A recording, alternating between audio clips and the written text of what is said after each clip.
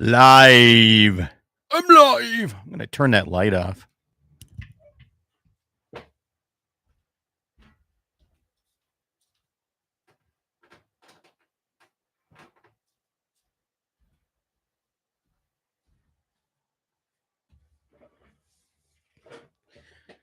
There. All right, ladies and gentlemen, if you're watching this as a rerun, you can skip ahead 20 minutes till we get to the radio side of things. Just going to do a little pregame warm-up. Little pregame, as they say. So there you go. Stations can get on here and let me know what's happening.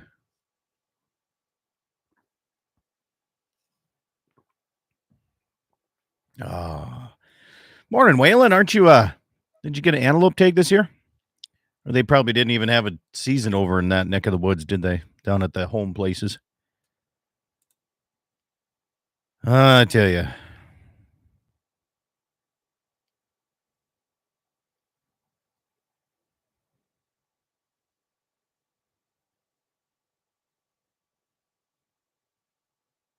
Wayne, you're in the wrong damn state. Karen, good morning.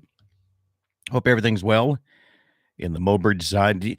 Karen, I think you and I are the longest running people on Saturday mornings in the two states in the Dakota Territory. I really think so.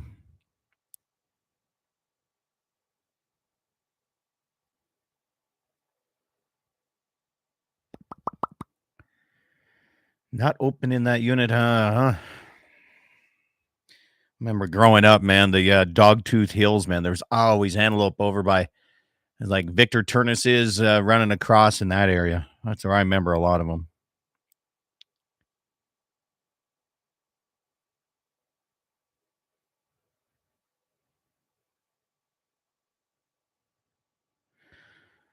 Yes. So, oh, what the hell? I have a gratis tag. I guess I'm going to try next. I'm going to wait till like middle of the week or something. There's too many people running around all over the place right now. I got a little bit over a load of hay yet to haul. Going to try to move cows today into some areas. Got to start planning the big plan of when I'm going to be weaning here.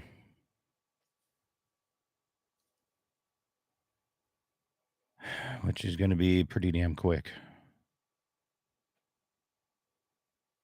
Baker auction.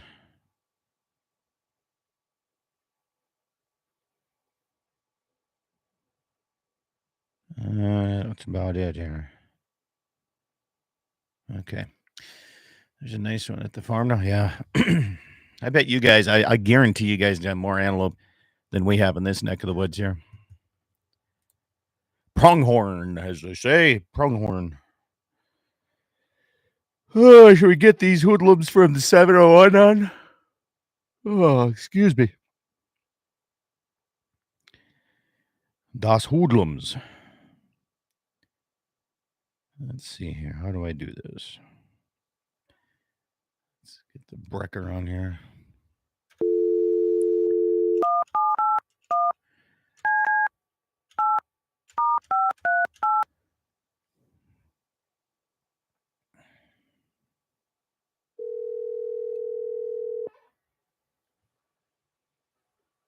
Morning, Eric. Brian, good morning. No. Hey. You ready to do a Yeah. what grinds your gears? Yeah, I'm gonna switch over to my earbuds here. All right, I gotta call Clay anyway here, so stand by. There we go. Got her going, right? Let's lock you in now? There. Let's go here. Fucking boys are out heading pheasant hunting today. I'm on the interstate heading to the farm. Holy shit. Fuckers are everywhere. Orange Army's out, baby. Yeah, that's what. Good thing we don't have pheasant in my country. We got one. I saw one yesterday. Good morning. Oh, that little scrawny morning, Clay. Again? How we doing? Good.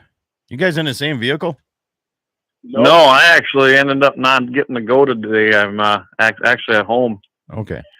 I consigned my calves at Bowman, so now I got to bring them home, get them ready to go. When are you doing those? Today. The 16th. 16th? So I think fuck. Okay. Yeah. Fucking lid just came off my coffee. I knew this fucking cup was phony when I Easy, bought it. buddy. God damn it. You're going to get me cut off of YouTube before the show even starts. Oh, I didn't know you were on YouTube. Sorry. It's the pregame show. Jeez. Coffee all over my freaking pickup now. I have a PG show, my friends. Oh, shoot. I mean, sorry. I didn't. Just about got it on my pistol, too. That's fine. Well, we're good there. Son of a gun. I'm never buying coffee there again. Yeah, I'm sure the lid problem was their fault. Well, it sucks anyway, so. No, it wasn't. Let's try this again. 24 degrees. It is Brian Warner's place this morning. Eric, good morning from the garage. Pheasant season starts in North Dakota today. Eric. Starts today. It's sunrise, like right now. And it starts South Dakota next Saturday. Yep. So it was cold today. I had 25 this morning. It was cold yesterday, boys. I don't know what it was when I woke up. It was 32 now,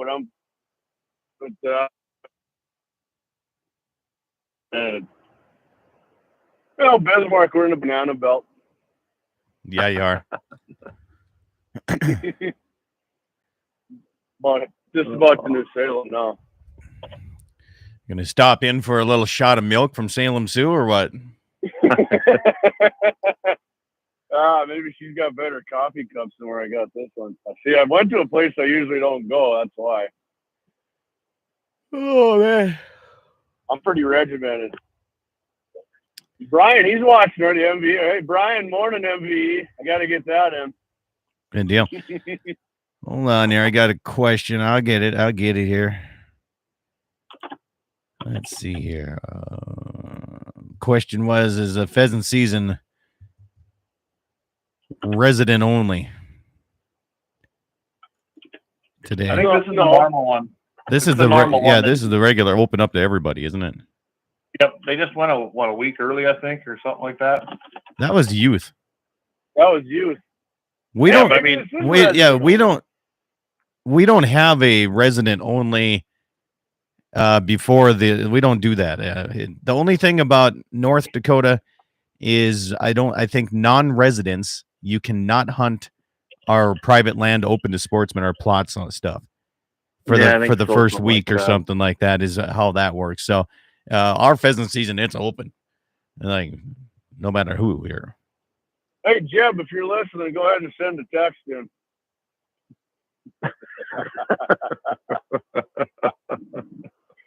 All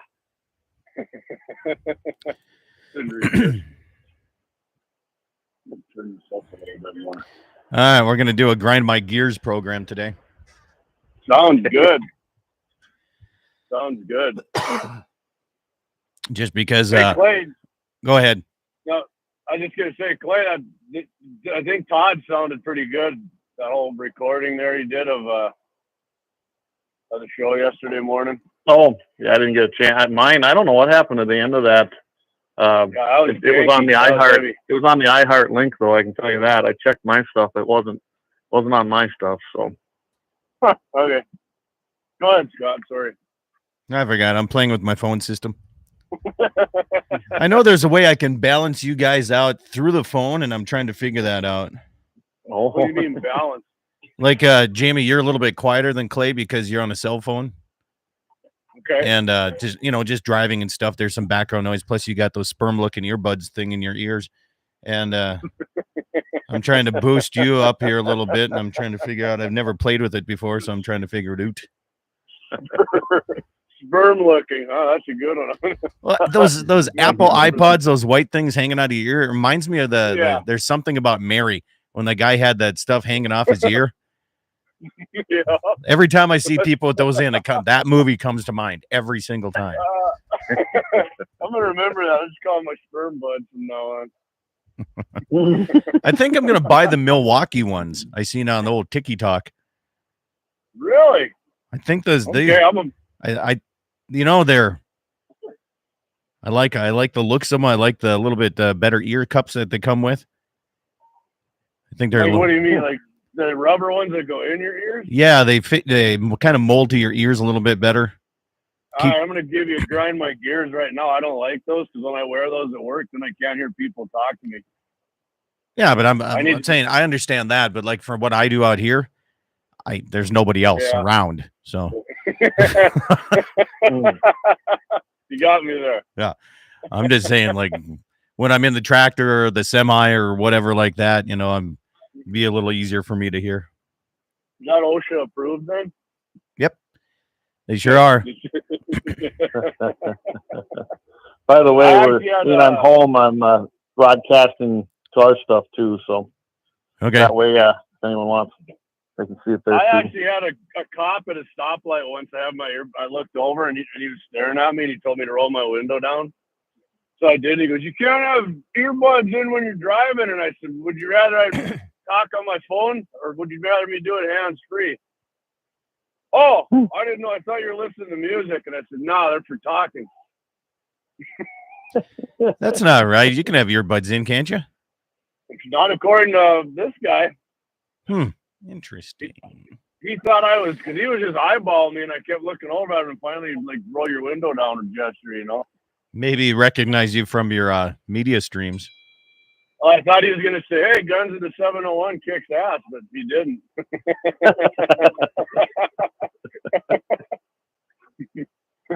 We back to GNT701. We back to blue. Hey, my buddy Jay says, "Isn't that the purpose at work, to tune everybody else out?" Yeah, damn right. I like the guys I work with, so. He said, "I need a set for shoot side to drown out some of the owners." He does all the AIing and ultrasounding. So I don't know if it's just the certain people that I've talked to, but there's been some wrecks, like bad wrecks of not good breed up. So Jay's the bearer of bad news when it comes to good stuff. Everybody loves them, and then otherwise everybody's like, "Come on, man, stop calling opens." Okay. A lot of opens up your way. Certain places, man, it's been bad here. The guy telling you can't have your plugs in while you're driving is probably the same guy that has a mask on while riding by himself.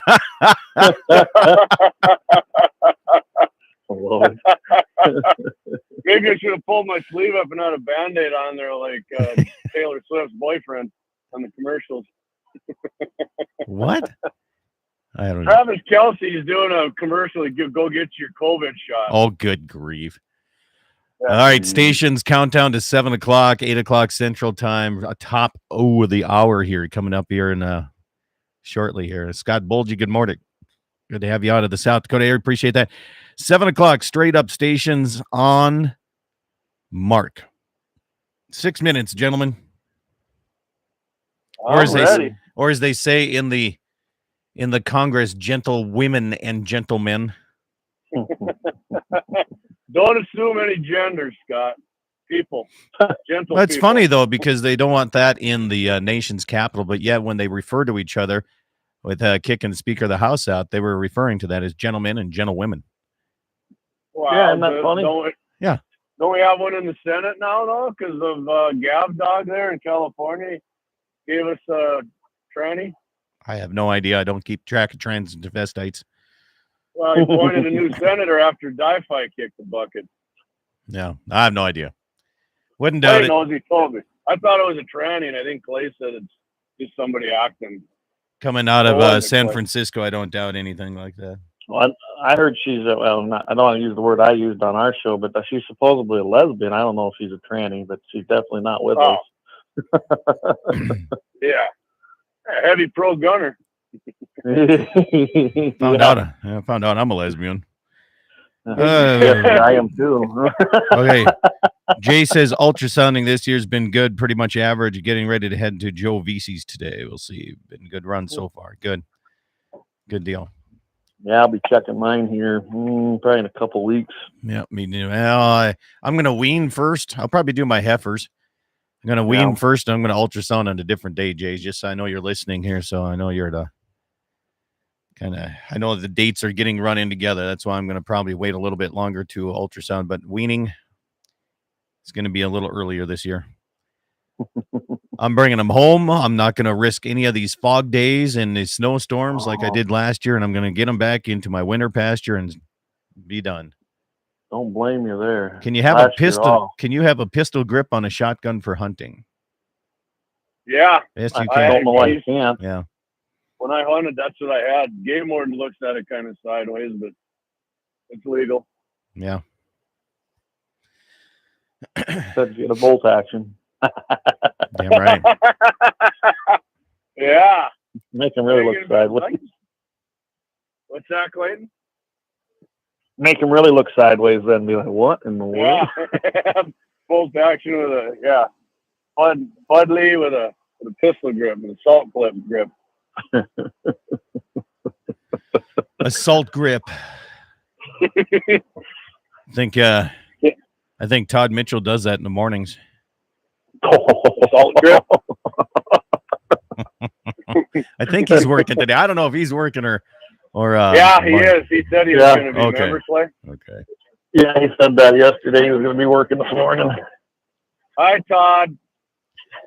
Might have to dust off Dad's old Ted Williams shotgun. Ted Williams. I don't know what that is. I don't either. Ted Williams, World War II veteran, fighter pilot, and a baseball player, and I think he was an NRA member. Okay. Oh. Must have had a shotgun named after him there at one time. Cool. I mean, I'm thinking whoever that sent you in there, go ahead and verify that I'm right or wrong. It's I have no clue. Eric out of Pierre, South Dakota. Yep, a few days left in October, November open, but starting to book. We'll make room for your pretty little heifers, though. Yeah, I need help getting them in. I got some bull issues in that situation. Eric says, I think it was a Winchester model. Okay. I think he was a Sears sports guy, too, like J.C. Higgins. Okay, cool. Yeah, I told you guys Wednesday I had that J.C. Higgins pump from my grandpa. It's out of my mom and her husband's place, along with my single shot. I borrowed them my single shot before they had other guns, and then they cocked the hammer, and they called me, and they're like, "Hey, what do we do with this single shot? It's loaded." I said, "Decock the hammer." What? How do you do that? I went out to they had it in their closet with the hammer cocked yet. Nice. Gee. So I had to show them how to decock, and I'm like, I don't know if you guys should have guns out here. Mr. Mayor says JD is correct about him. So you are a walking encyclopedia this morning here. 60. All right. Minute 20, minute 15 to showtime. Minute 15. Thanks, G. Maybe that's something we need to do, Jamie. We have to do a little history review on the Ted Williams. We've done that with some guns. That was one I didn't even know about. Gene, was Ted Williams actually an NRA member? For some reason, I thought he was, but compromiser. You guys need to have Mr. Cox on your show. We do. We actually talked about that. He's a great encyclopedia of lever actions, history. Gene has a lot of knowledge there. That's for sure. We've known Gene a long time. He says he doesn't know if he was an NRA member or not. Mm-hmm. All right. Well, I'd look it up. He said, but if you pay him $250, he'll look it up. I'll play. Wait, cut him a check out of the account. Stand by. Coming up here shortly, 15 seconds. Going quiet stations.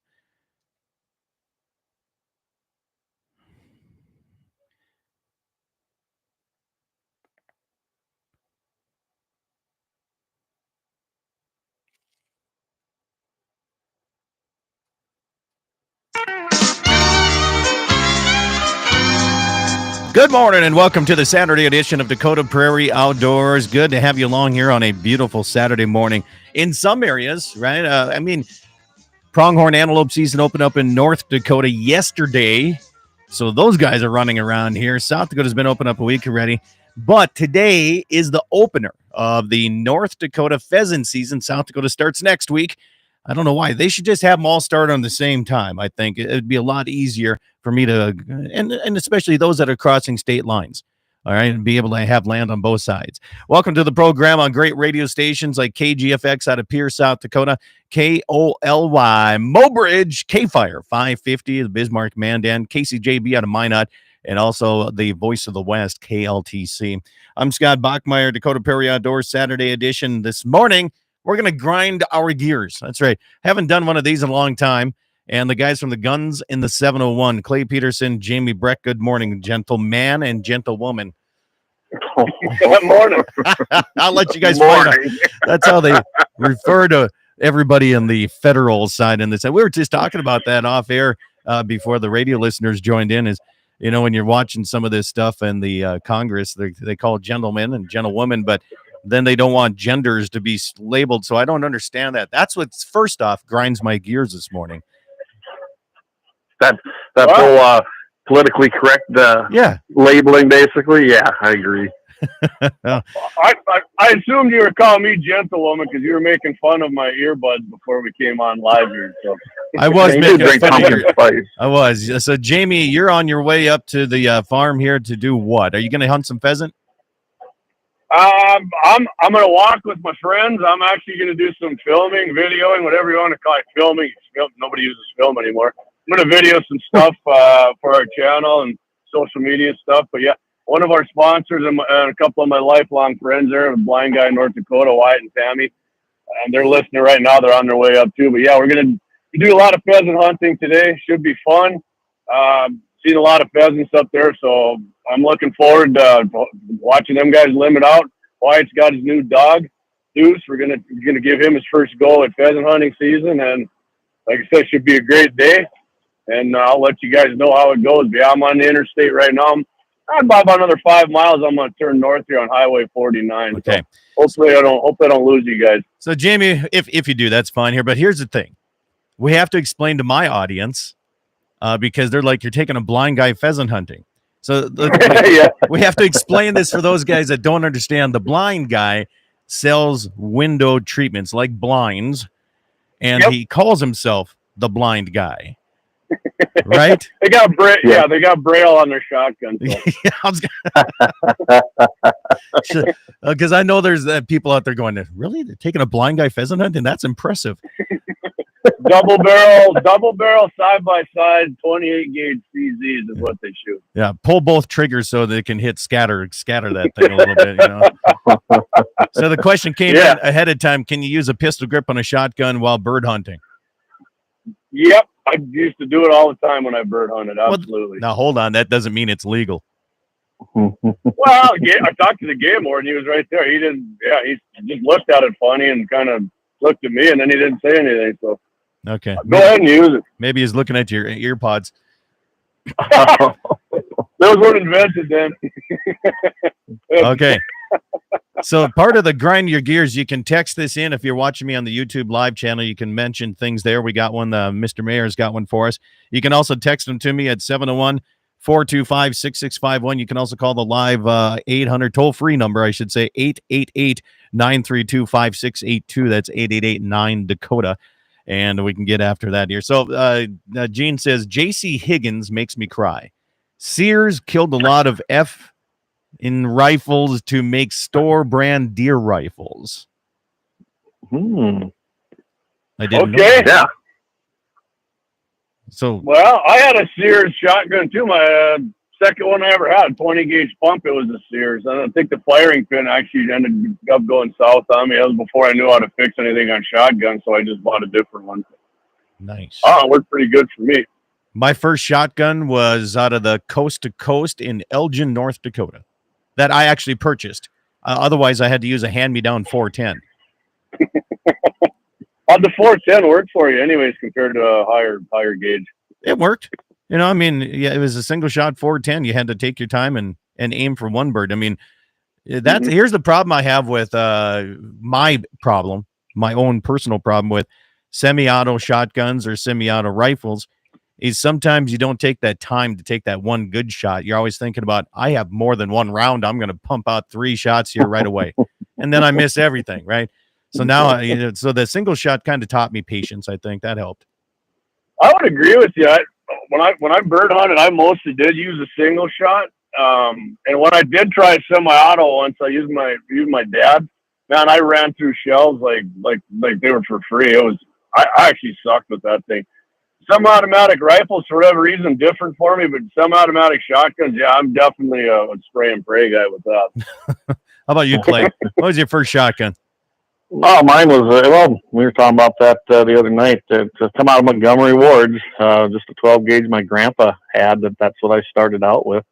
It was a 12 gauge pump. And first one I bought, though, was Winchester Model 120. That's the very first one I bought myself, and I used that for years.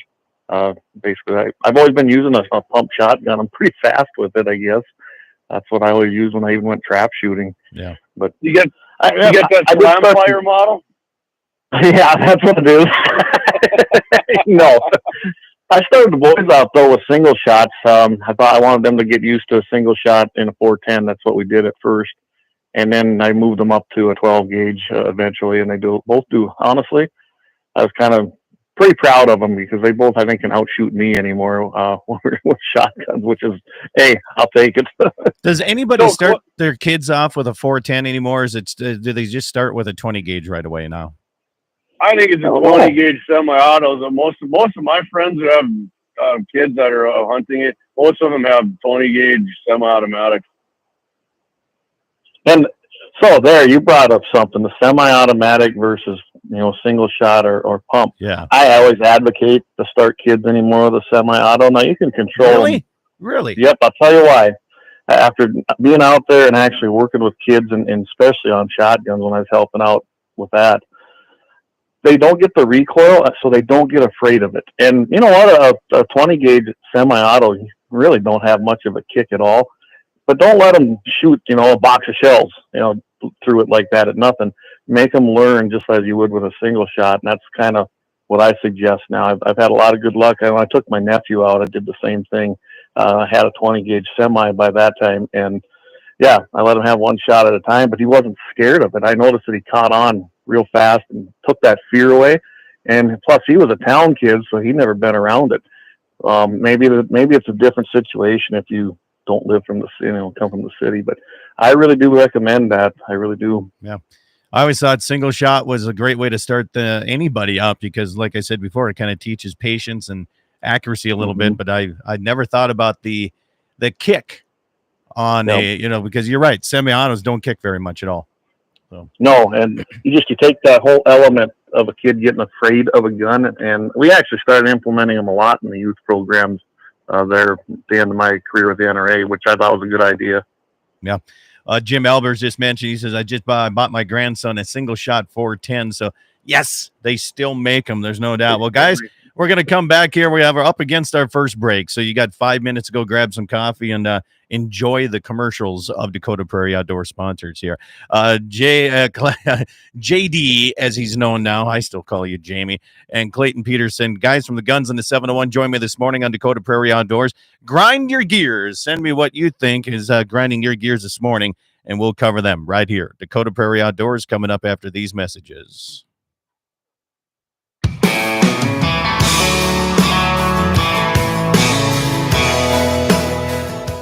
Pfeiffer's Auction and Realty would like to invite you to their next auction. Coming up on Tuesday, October 10th, is the Ed Williams Farm Retirement Auction out of Baker, Montana. On Wednesday, October 11th, multiple tracts of land in Bottineau County, Rolette County, Burke County, and Ward and McHenry counties. Also a farmstead in Glenburn, North Dakota. Coming up on October 18th and 19th, Pfeiffer's 18th Annual West Dakota Land Auction. For more information, go to pfeifers.com. Dakota Community Bank and Trust Foundation Female Program awards recipients with an interest-free loan to purchase 5 bred heifers and assist area youth in establishing their own cattle herd. Applicants must be youth currently enrolled in 7th or 8th grade and at least 13 years of age and must reside within a 100-mile radius of any Dakota Community Bank and Trust branch. Deadline to apply is Friday, October 13th. Contact the branch near you.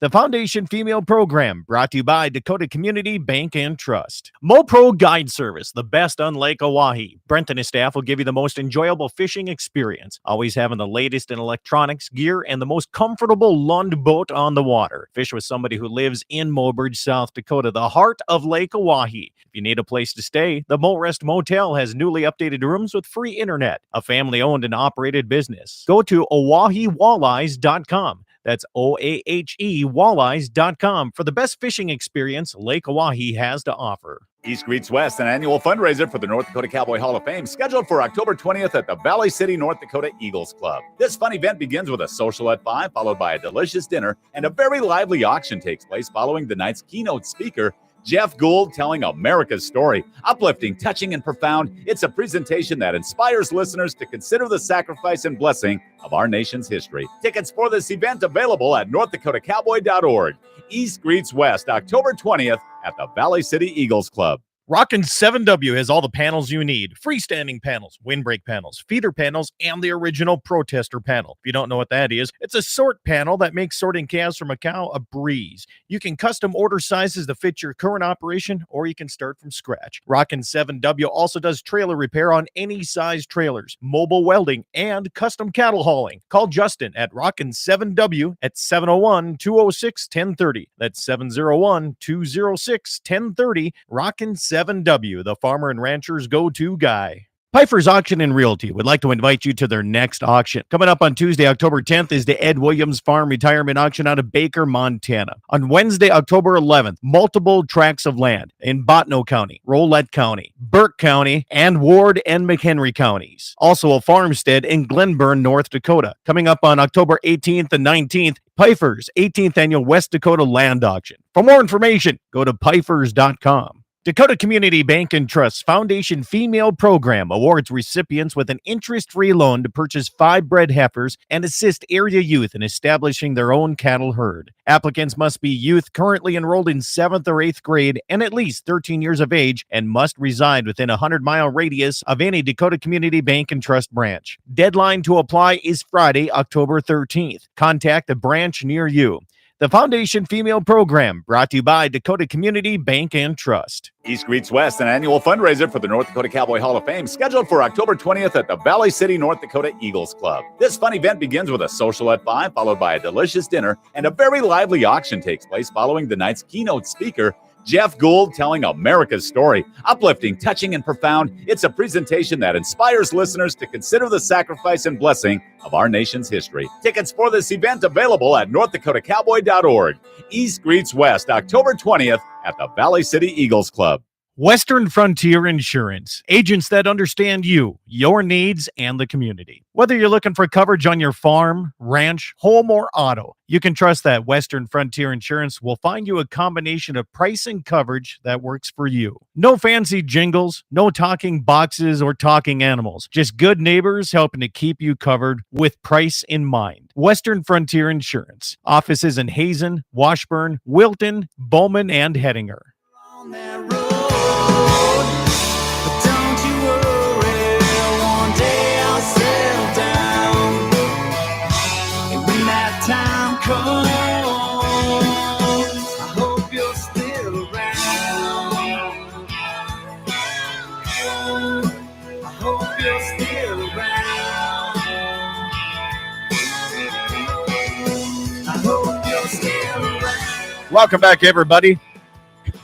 Dakota Prairie Outdoors continues on the Saturday edition all across the fruited plains of the Dakota Territory. Got a little something in my throat there, Clay, JD. Holy cow. Man. Yeah, I was wondering. You know, that happens. That's how you know it's live radio. Everybody else records their programs and does it like all over the place. Not here. It's live. It's one of the, and there's a reason people do it. I could see it. It'd be nice to take a weekend off. Yeah. Well, hey, I thought of a few things over the break there. Number one, the guy who texted you about the 410, send another message in. I'm curious what that single shot 410 cost you. And number two, the turkey guns, you can buy them anywhere at a gun shop, and they got pistol grips on them. So they sell them for hunting for that. And And number 3, Clay, I got a question for you. Living on the border, Scott said the pheasant hunting season in South Dakota opens later. What if you shoot a pheasant on the North Dakota side and it falls over the border and lands in South Dakota? You go to federal prison. Yeah, it's funny you ask that because I've actually asked the game wardens around here about that. They don't have a clear answer for that. They don't know what to say. Yeah, and it's not like you're intentionally going over and hunting that tree roll. I got a caller on here. Let's go to Western Frontier Insurance. Jesse Flath, good morning. You know what grinds my gears? No. Everything. Yeah. That's smooth tires and greasy trails. So a little bit of background now that he was helping haul hay, and we have a very, very slimy. Well, it wasn't slimy at the time, but you get like not even a sprinkle on this stuff, and it turns into just grease. And I sat on top of the hill looking through this valley, and I'm like, I had the semi, and Jesse calls me, and he's like, Scott, you better lock your in. And I'm like, okay. So I lock my differentials in, and I'm like, are you sure? Should we just wait here? And he's like, just put the hammer down. So and I'll tell you this, guys, I'll tell you this right now. This isn't a place where a semi needs to put a hammer down. It's pretty hard to get through this. And I made it through barely. And then I got to the other side, and he calls me. He's like, did you make it? I'm like, yep. He's like, I'm going. So I sat outside and I was listening. And all I heard of his pickup is pretty soon. Here comes the phone call. I didn't make it, he said. Yeah, street tires on a pickup hauling a load of hay, so it didn't work more. That's usually how it goes when you say just screw it and put the hammer down. More often than not, when I've done that, it ends up bad for me. So. Yeah. I still have mud on the top of my stacks on my semi for that thing. So.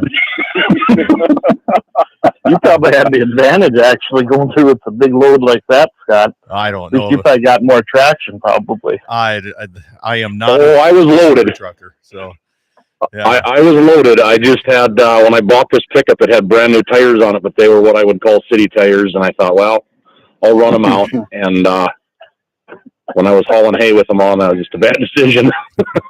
You going pheasant hunting with your kids, Jesse? What do you start your kids in? Granted, your kids aren't the average size kids. No. All right. I mean, I was thinking of that listening to you guys. You know, I mean, I got Karina turns 11 here in 4 days. No, she turns 12 in 4 days. It's her golden birthday, by the way. Yep, it's her golden birthday. She turns 12 on the 12th. She is just shy of 5'10" and 165 pounds at 12 years old. Dang, but I she's can't imagine still why. a 12-year-old girl. You know, so yeah. I did put her on a semi-automatic 20 gauge that I borrowed from a buddy of mine. It was his youth gun when he grew up, and she was able to shoot it. The recoil wasn't the issue; just the weight of holding the gun up was a struggle for her. She was able to hit 3-4 clay pigeons. I think I threw about 8 or 9 of them for her. She liked it. Then that was last year, so we have not shot this year. We'll see if we get out. It's going to be a nice day today. I know they're going to the pumpkin patch today, but maybe tomorrow we'll try to get out. She really likes shooting. She shot her first youth deer last year with 22-250. She'll partake in another youth season. Normal season now. We didn't go out for the youth season this year because of the weather, but she is my hunter. My 9-year-old, she just, Your 9-year-old, not really interested. Yeah. Oh, yeah. Got my first call from the principal's office the other day, Clay. I thought of you. I was going to call you. And Caitlin got picked on at recess, and she stood up for herself and dropped the hammer on some boy. So good for her. Outstanding. Yeah. I don't know if the principal was real impressed with me because I was laughing the whole time he was telling me about it, but whatever. I'm impressed. That's great. I bet he won't pick on her again. I'm guessing not, because it sounds like there's some pretty good tears involved, but she stood her ground. She did a great job, I tell you that. So, Jesse, all right, boys, I'm working a concession stand at a volleyball game. So. Hold on, Jesse. One question. JD's got a question for you. Okay. What kind of bullet you use in that 22-250 for the deer? Funny thing is I was I was going to load her up some quote unquote deer bullets, some lead pointed 55 grains. I did not have time. So we just went with the old 55 grain VMAX varmint bullet, and she dumped that doe with one shot like she hit it with a semi. So I don't know.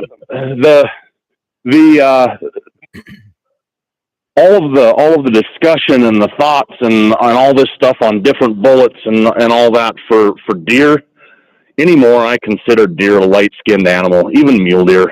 Yep. If you hit them and hit them right, it doesn't matter. Now, if we're talking moose or elk or bear or something like that, all right, now we got to start making sure we have the right bullet, big enough gun. But when it comes to deer, especially whitetail doe, use whatever you have. It don't matter. Gene Cox, he said, they're all deer bullets, guys. That's right. That's right, Gene. Right. Absolutely. All right. I got to work a concession stand at a volleyball tournament, boys. I'll listen to the rest of the show. Okay, thanks, Jesse. Appreciate the call. You bet. 888-932-5682. That's 888-9-DAKOTA. A few mentions here. Okay, we're talking about taking game and if it falls on the wrong side of the border. I got a lot of requests. I got a lot of messages here. So Matt Herman says the game warden told our hunter's ed classes that if a bird or a deer crosses the border, you cannot retrieve it. And then Brian says if you retrieve it, you end up in jail with the hardened criminals like the mattress tag pullers and such. Love it, Brian. Fellow MVE there. So I'll give you a little insight on that. So, like I said, I've actually asked the game warden, and I've gotten conflicting answers. They don't seem around here to really know what to tell you. But I had one of them tell me that, well, probably you shouldn't cross the state border if it falls on the wrong side. And I go, okay. He said, but so then I'd be guilty of wanton waste, wouldn't I?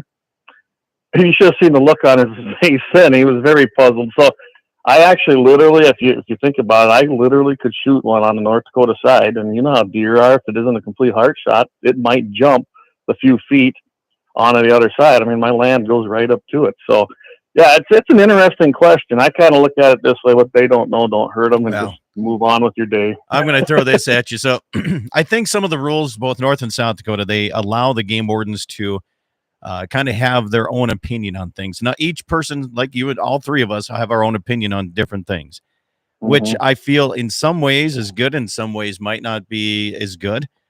But on a case like that, it's like you live right there. Your tree row of your house. I mean, you can literally shoot a pheasant and it can land on the South Dakota border or vice versa, right?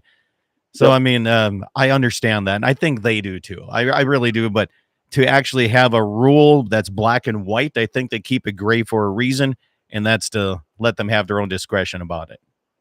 And you know what grinds my gears about that, Scott? But the gray rules, I see what you're saying, and I to a point I agree. But what chaps me about one of those rules is established trails. But you can call game and fish, and they won't even tell you what it is.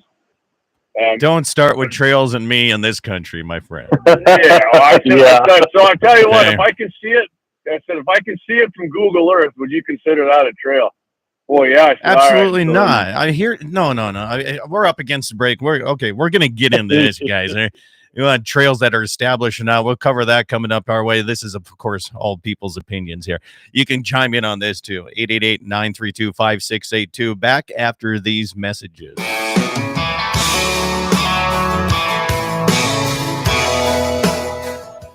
Pfeiffer's Auction and Realty would like to invite you to their next auction. Coming up on Tuesday, October 10th, is the Ed Williams Farm Retirement Auction out of Baker, Montana. On Wednesday, October 11th, multiple tracts of land in Bottineau County, Rolette County, Burke County, and Ward and McHenry counties. Also a farmstead in Glenburn, North Dakota. Coming up on October 18th and 19th, Pfeiffer's 18th Annual West Dakota Land Auction. For more information, go to pfeifers.com. Dakota Community Bank and Trust Foundation Female Program awards recipients with an interest-free loan to purchase 5 bred heifers and assist area youth in establishing their own cattle herd. Applicants must be youth currently enrolled in 7th or 8th grade and at least 13 years of age and must reside within a 100-mile radius of any Dakota Community Bank and Trust branch. Deadline to apply is Friday, October 13th. Contact a branch near you.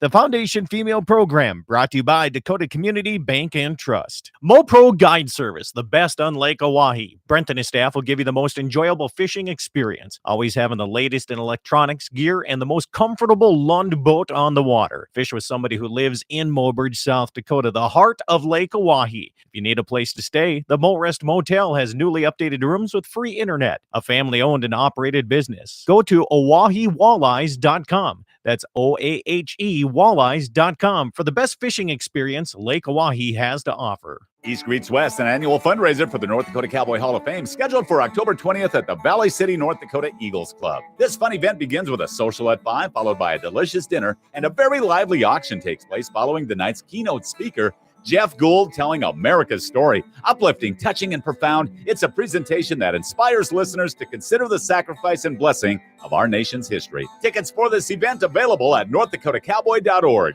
East Greets West, October 20th at the Valley City Eagles Club. GunsN701 has all the panels you need. Freestanding panels, windbreak panels, feeder panels, and the original protester panel. If you don't know what that is, it's a sort panel that makes sorting calves from a cow a breeze. You can custom order sizes to fit your current operation, or you can start from scratch. GunsN701 also does trailer repair on any size trailers, mobile welding, and custom cattle hauling. Call Justin at GunsN701 at 701-206-1030. That's 701-206-1030. GunsN701, the farmer and rancher's go-to guy. Pfeiffer's Auction and Realty would like to invite you to their next auction. Coming up on Tuesday, October 10th, is the Ed Williams Farm Retirement Auction out of Baker, Montana. On Wednesday, October 11th, multiple tracts of land in Bottineau County, Rolette County, Burke County, and Ward and McHenry counties. Also a farmstead in Glenburn, North Dakota. Coming up on October 18th and 19th, Pfeiffer's 18th Annual West Dakota Land Auction. For more information, go to pfeifers.com. Dakota Community Bank and Trust Foundation Female Program awards recipients with an interest-free loan to purchase 5 bred heifers and assist area youth in establishing their own cattle herd. Applicants must be youth currently enrolled in 7th or 8th grade and at least 13 years of age and must reside within a 100-mile radius of any Dakota Community Bank and Trust branch. Deadline to apply is Friday, October 13th. Contact a branch near you. The Foundation Female Program, brought to you by Dakota Community Bank and Trust. East Greets West, an annual fundraiser for the North Dakota Cowboy Hall of Fame, scheduled for October 20th at the Valley City, North Dakota Eagles Club. This fun event begins with a social at 5, followed by a delicious dinner, and a very lively auction takes place following the night's keynote speaker, Jeff Gould, telling America's story. Uplifting, touching, and profound, it's a presentation that inspires listeners to consider the sacrifice and blessing of our nation's history. Tickets for this event available at northdakotakowboy.org. East Greets West, October 20th at the Valley City Eagles Club. Western Frontier Insurance, agents that understand you, your needs, and the community. Whether you're looking for coverage on your farm, ranch, home, or auto, you can trust that Western Frontier Insurance will find you a combination of price and coverage that works for you. No fancy jingles, no talking boxes or talking animals, just good neighbors helping to keep you covered with price in mind. Western Frontier Insurance. Offices in Hazen, Washburn, Wilton, Bowman, and Hettinger. On that road, but don't you worry, one day I'll settle down, and when that time comes, I hope you're still around. I hope you're still around. I hope you're still around.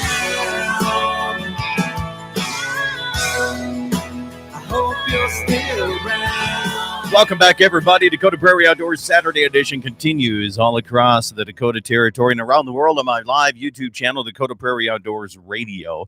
And a big thanks to Benny Paulson and his band Breaking 8 for giving me permission to use that music each and every Saturday here. And I was actually finishing hauling when I wanted to finish, but I still got a load and 3 bales left to go yet. And I was using his music to keep me rolling down the road in the semi. Clay Peterson, Jamie Brecht, my guest from the guys from the GunsN701. I got to go back here, Jamie, before we get an argument about trails. I got to go back here. I'm probably going to agree with you. Probably, but not many people will. But it's different if you live out in the here when you got a lot of Forest Service property surrounding it out. First, we got to back it up a little bit. So Eric out of Pierre area, he says, I started Joseph, his kid, off shooting a 410 pump. Then he tried to keep it in his closet with his shells. He said, I was mad at him. And then I bought a safe to put all the guns in instead of the cabinet. But now it's one of his favorite memories of his young kid. He lost his kid in an accident a couple years ago. So, and then we got you asked how much was that gun? Yeah, 410. Jim says, I bought that for 10 at the gun shop in Miller, South Dakota, about 4 years ago for around $200. Okay. Man, that's a little more than I thought, but I mean, everything costs more under the great Joe Biden economy. Well, so I don't think the cost of the firearm that you're going to start your kid out should have, I think there's other things to think about. You know, I'm just saying, I thought a new one was like $110. Holy cow, how old you are there, Jamie. When's the last time you bought a shotgun? Man. Well, a single shot was when Kmart was still open. So. Let's see here. Matt Herman says, after the warden leaves our class, we'll have an ethics discussion about utilizing the game we take and the difference between being legal and being ethical. That'd be great discussion. Mm-hmm. Absolutely. Yeah. Hey, I updated. I don't know if you saw that, Scott. I updated. Just popped up. Comments. Go ahead. Yeah, I looked it up on the Game and Fish website for North Dakota. All it says about basically being legal as far as firearms, legal firearms and ammunition, game birds and waterfowl. Only firearms no smaller than a 410 gauge and no larger than a 10 gauge, loaded with shot capable of holding more than 3 shells. That's all it said. So I would say pistol grips are good. All right, so we're going to go on to this before we get into the trails. What's your guys' take on having a plug-in or not? 3 versus unlimited? That's no such thing as unlimited. There's always going to be a limit. But on certain things, you can take your plug out, and certain things you got to have it in. And I think it's I don't know. What's your take on that? I don't know how I feel about it. You know? I would say this: if you can't hit it with 3 shots, I don't care if you got some shotguns take a drum mag. I don't care if you got a drum mag, and if you can't hit them in 3, they're probably gone and out of your range anyway. No, hold on. To me, it doesn't really matter. Right? Okay, I get it. When the limits, if the bird limit is 3, let's say we're morning dove hunting and the limit's 15, or we're early Canada goose hunting and the limit is 15. Why can't you have more? If you have a whole bunch of Canadian geese or Canada geese coming in your way, and there's they're dropping on you. Why shouldn't you be able to have more? I think you actually can. Can you do that in waterfall or not? I think you can. It's been so long since I've been up to Devil's Lake and shot, but I think is it waterfall that you can have more than 3? Well, I think on the light-fronted geese, where they're trying to really control that population, I think and I don't know if it's the spring or the fall season, but then you can have an unplugged gun. Right. I knew it was one of them, but I mean, take morning dove, for instance. Okay. 15. Why can't I have an 8-shot 410 or a 20 gauge or a 12 gauge for that matter? Scott, I'm with you. I've never believed in the plug option in my shotgun. It doesn't matter. I mean, I can tell you right now, I usually probably don't take more than 3 shots even if I miss the first 2, because they're too far out by then. I just don't understand the idea, other than I think it was probably a blanket rule, like they always do, make a cookie cutter rule, and no discretion whatsoever given to anybody for public lands. I suppose, I've seen some public land or, taxpayer owned land where you get a lot of guys out there, and it kind of sounds like a war zone depending on where it is and what they're hunting. And I suppose that's where that came about, but I couldn't tell you. Yeah. Matt says that unplugged for spring goose only. And Eric says that 870 I bought used this year was $400, and then he thinks that shouldn't need to have a plug for anything. I agree. Right. Yeah, I agree. Damn if it's leaking. Well, here's the thing: is why would they make it if you can put more? If you truly believe that you can't hit, 3's enough, then just use a double barrel. There you go. Well, think of it this way, Scott. I told you I prefer bird hunting with a single shot, right? But I'm also a huge AR-15 guy. But and round count doesn't matter. I like as many rounds as you want. I'm with Eric. What does it matter? Yeah, exactly. And if my deer rifle got it right with me right here. It's not deer season, but I'm going to shoot it this weekend. Got a 10-round magazine. I have 10 rounds in there. That doesn't mean I'm going to shoot 10 rounds at a deer. It usually takes 1 or 2, and by the time I'd get to 10, this sucker would be probably out of range anyway. So, yeah. And everybody carries an extra box of shells with them or cartridges. So, I mean, why not just have it in your magazine instead of having to carry your box around? So I have a Remington 270 I bought off a guy years ago. I used it for, I bought like 5 boxes of ammo for it because that's what I do when I buy a rifle. I'm going to buy ammo, right? Yeah. And I have taken 5 deer with it, and I've shot 5 shots out of that whole thing the whole time. All right. And that's now, pretty good. But don't get me wrong. I like sneaking up close. I mean, I like that. I'm a spot and stalker kind of guy. So it wasn't like super long shots or anything like that. But now I'm sitting there with all this extra ammo because, I think it took 3 to sight it in, and then 5 shots. I got 8 out of the first box of 20 done. And now the ammo's just getting there dry rotted at this time. But anyway, let's get on. Let's go. Jamie, tell me about trails. Before I get all huffy and puffy, you tell me your thing about trails.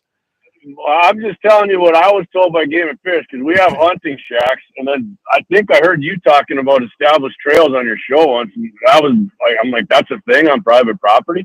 I called Game and Fish, and she said, yeah, you can't, during deer season, you can't drive out to unless there's an established trail. And then I asked the person at Game and Fish, and I'm like, what's established? And she wouldn't give me a right answer. And I said, well, it's private property. Why would I park our side by side and then walk a mile out to on our private land that's law. It kind of got huffy with me. And I'm like, well, I'm gonna make sure this trail is established. And I call. I think it was when they were still on Wednesdays on KFYR, and the guy on there, I don't remember but I told him that about the seeing it from Google Earth. He's like, well, it sounds reasonable to me. And I'm like, well, reasonable and what you guys think is, I need to know, So I got established trail in my mind. It's established. I don't know. Yeah.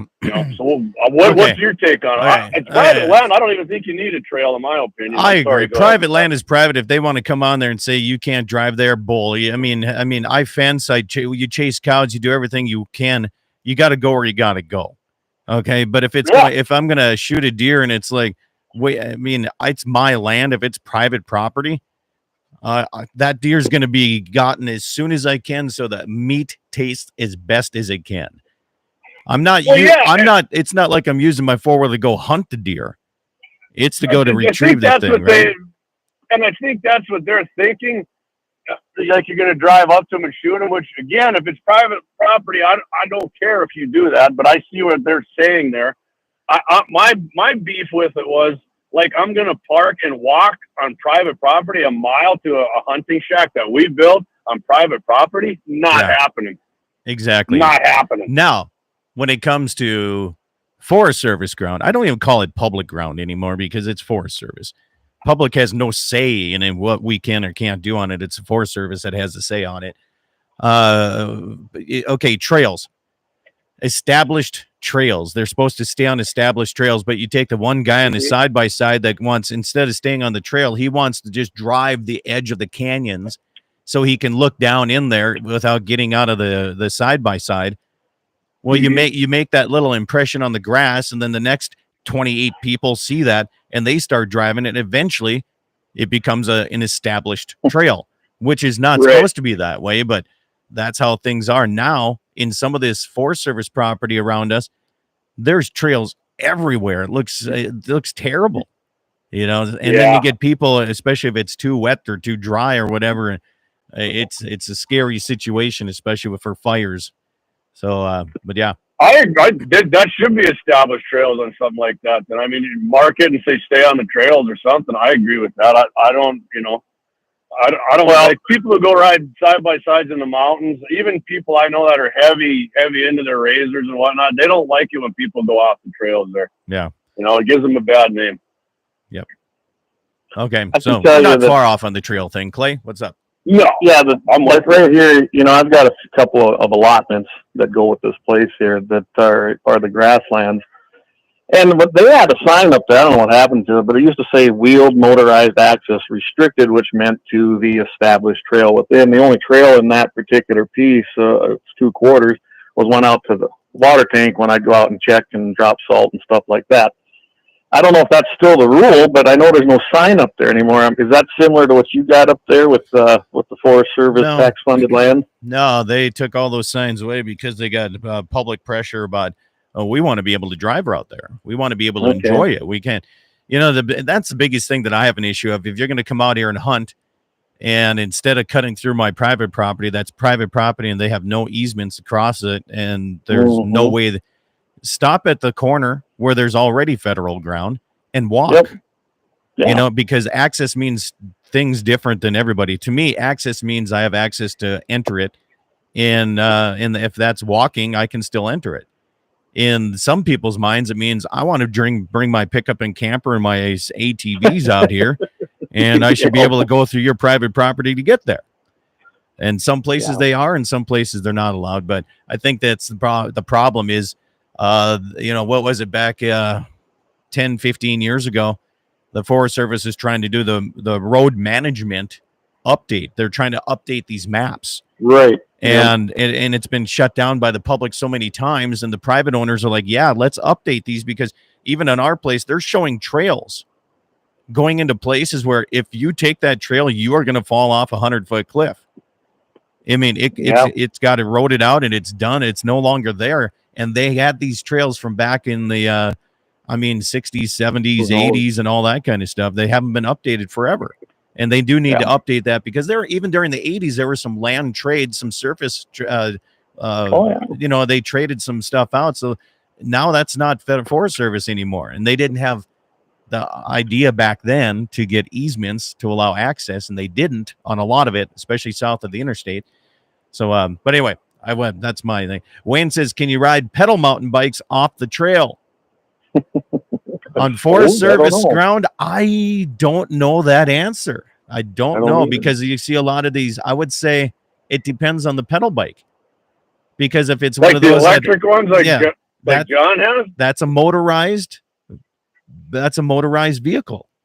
Yep. In my mind, right? If you have just a regular pedal bike, I think you'd be all right. Eric says that my daughter used a single shot 410 on her first turkey. And I'm telling you right now, the 410s right now are winning it over your guys' 20 gauges. Okay. I started my boys off with 410s. But you get back to the trail thing. I see it all the time here. And you probably see it way worse than I do, except I have better roads that probably go around ours because they're main roads.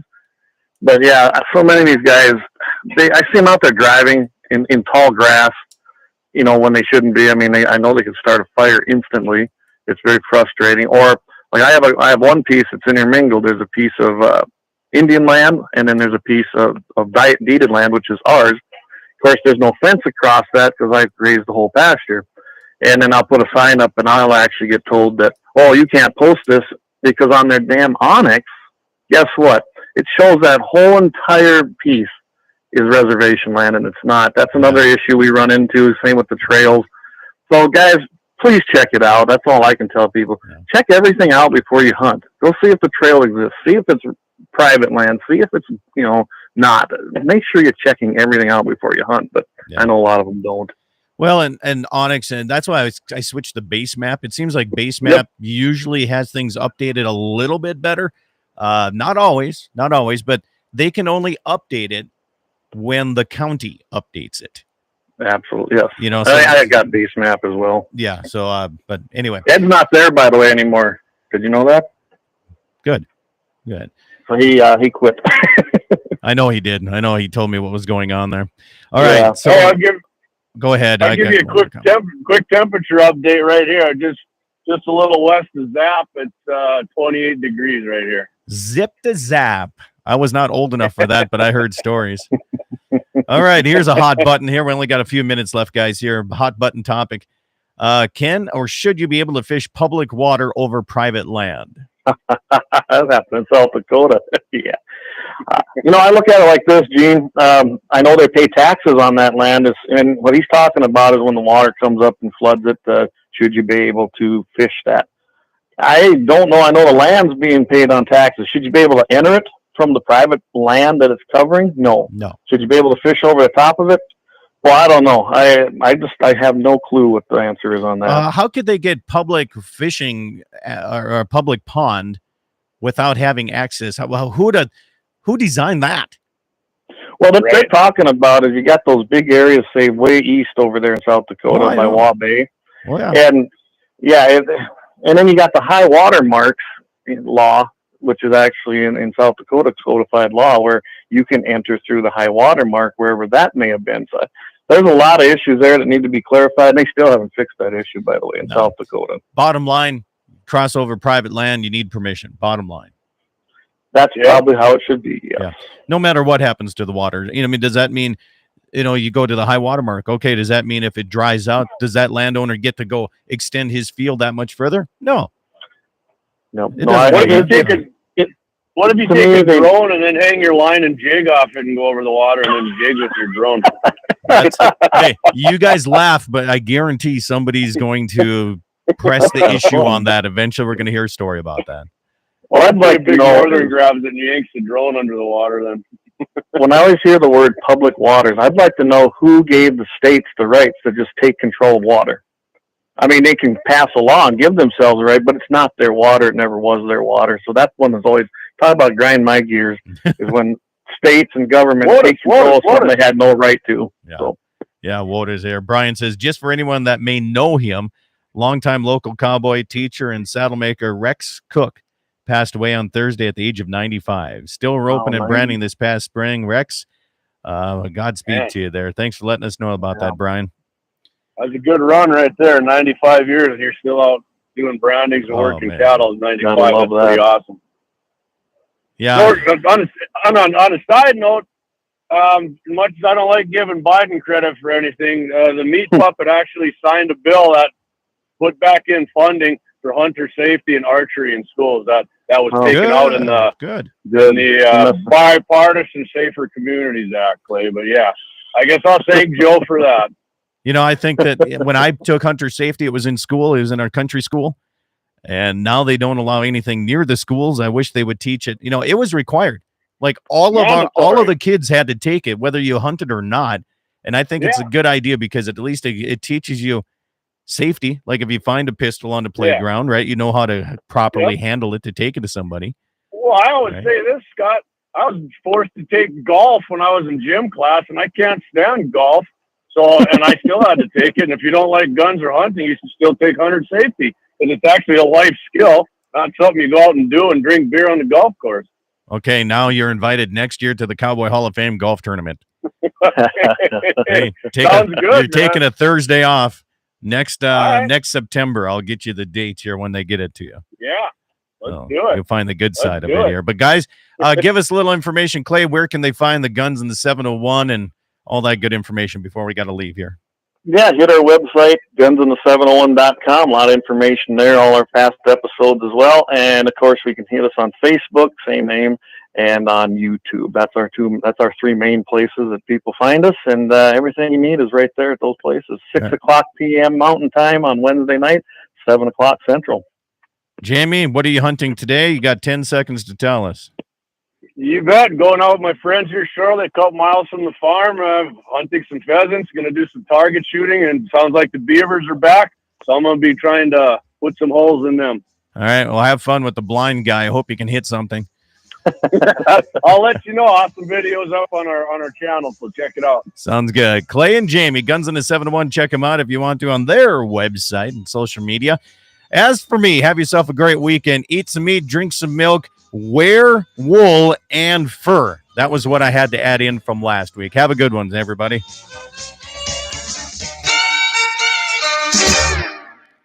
All right. Well, Jamie hung up ready. Clay, thanks, man. Appreciate it. Yep, no problem. That was a good show. Yeah. It goes fast, though, don't it? It does. Yeah, it does. I mean, an hour is nothing. Well, not even an hour. I mean, when you add the breaks and everything, and you only had 40 minutes, I guess. Yeah. And I like when we do like a podcast, the only breaks we take is if we have a couple sponsors we need to do something with. And that's it.